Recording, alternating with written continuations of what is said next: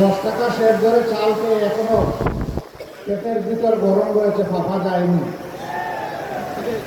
এখন আবার নতুন করে এই কার্ড সেই কার্ড, গাঁঠে গাঁঠে কার্ড, এই সব কার্ড হইল ভুয়া কার্ড।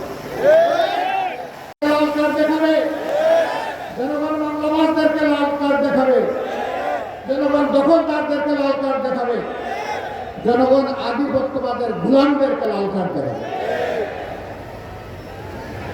আবরার ফাহাদ, আবু সাইদ, সাদিক, হাদি, আমরা তোমাদের কাছে আর তোমাদের বন্ধুদের কাছে আমরা বড়ই ঋণী।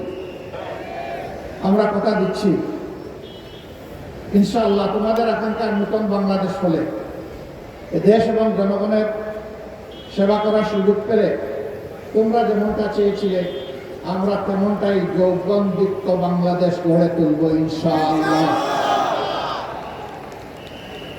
এই বাংলাদেশ যুবকদের হাতে আমরা তুলে দিতে চাই। আমরা যুবকদের হাতে বাংলাদেশের দায়িত্ব দিতে চাই, আমরা বেকার ভাতা দিতে চাই না। 24-এর যুবকেরা কোথাও বেকার কাছে বলে না দে দে বেকার ভাতা দে, স্লোগান দিয়েছিল কেউ? আজকে আজকে বেকার ভাতার কথা উঠে।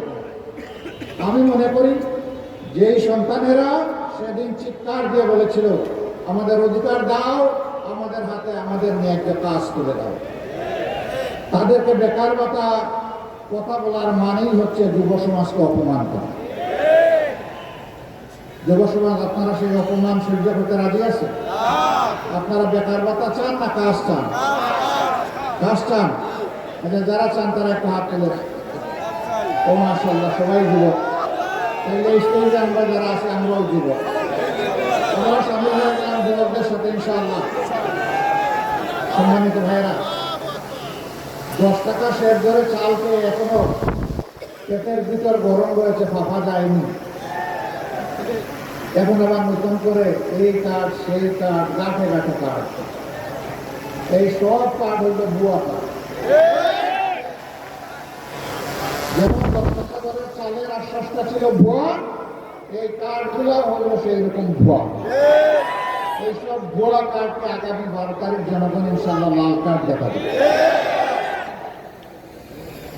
এরপরে যে বাংলাদেশ জনগণের আকাঙ্ক্ষার ভিত্তিতে মহান আল্লাহর ইচ্ছায় গড়ে উঠবে, সেই বাংলাদেশে ইনশাআল্লাহ এই সমস্ত সামাজিক অপকর্ম চলতে দেওয়া হবে না।